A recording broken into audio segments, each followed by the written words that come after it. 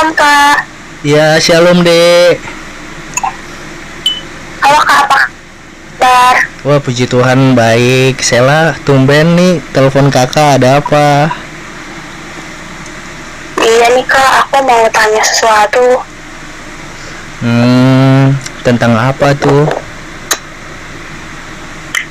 Ya jadi kan beberapa hari lalu ada teman aku yang sharing tentang abangnya, kakaknya cowok ya.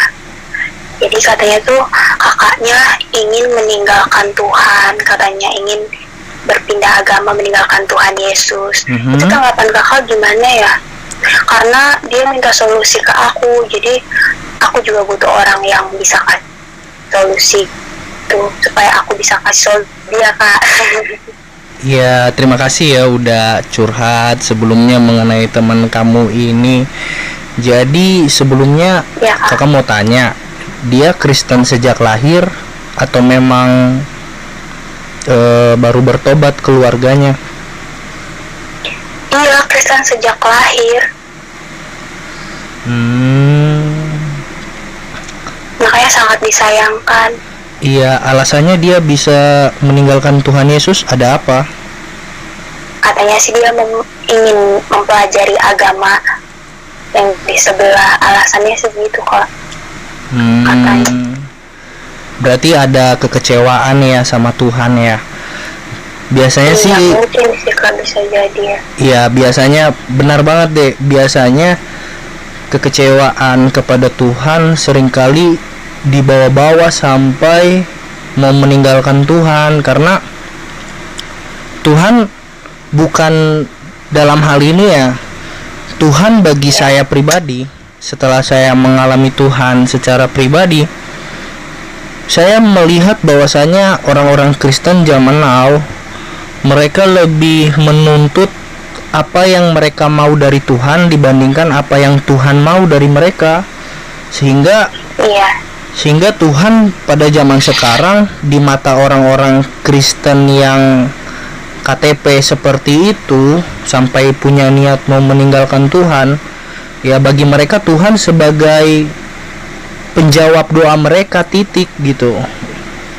Nah, apa bedanya Tuhan sama dukun kalau mereka kecewa lalu mereka tinggalkan Tuhan? Iya, betul ya Kak. Ya, kalau saya pribadi sih solusinya adalah yang pertama, teman kamu ini harus belajar mau mengalami Tuhan, itu yang pertama. Jangan memaksa kehendaknya, jangan memaksa keinginannya di hadapan Tuhan, seolah-olah Tuhan yang bersalah ketika apa yang dia gumuli, apa yang dia inginkan tidak tercapai, karena Tuhan menjawab setiap pergumulan kita semua, termasuk saya, sesuai dengan waktunya Tuhan. Timingnya Tuhan dengan timingnya manusia, timingnya kita kan beda. Iya. Nah, lalu setelah mengalami Tuhan, solusi yang kedua adalah belajar untuk bersyukur dengan apa yang sudah ada, dengan apa yang sudah Tuhan beri. Ketika kita bersyukur dengan apa yang Tuhan sudah beri, maka kekecewaan itu tidak akan datang di dalam kehidupan kita. Itu sih menurut kakak solusinya cuma dua aja. Iya. Oke Kak. Tapi keluarganya setuju dia pindah ke agama yang sebelah?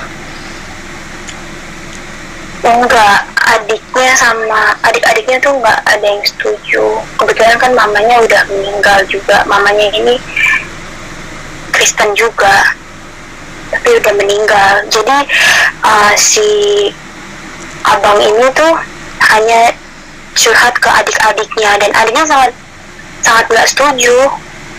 Sedih banget dengar kabar itu. Apa dia punya, maksudnya abang temanmu ini punya pacar agama yang lain selain agama Kristen? Itu yang salah satu faktor utamanya Kak. Makanya dia ingin mungkin nggak ingin mengikut ya. Iya ya. Tapi pas ditanya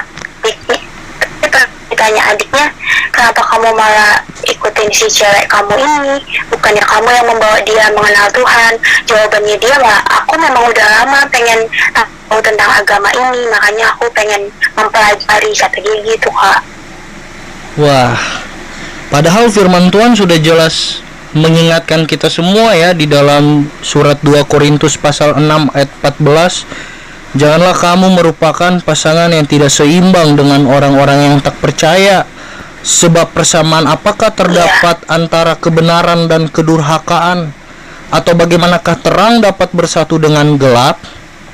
Ya, jadi menurut saya, kalau kita sebagai anak-anak Tuhan sudah tahu bahwa hidup kita hidup dalam terang, ya kita harus mencari juga yang dapat menerangi hidup kita, bukan yang menggelapkan hidup kita.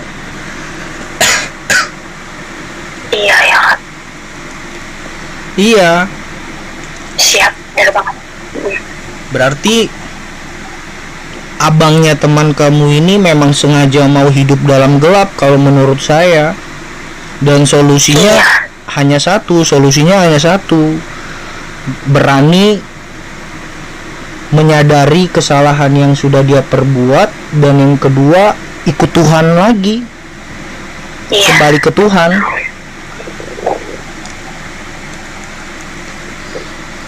Siap Kak.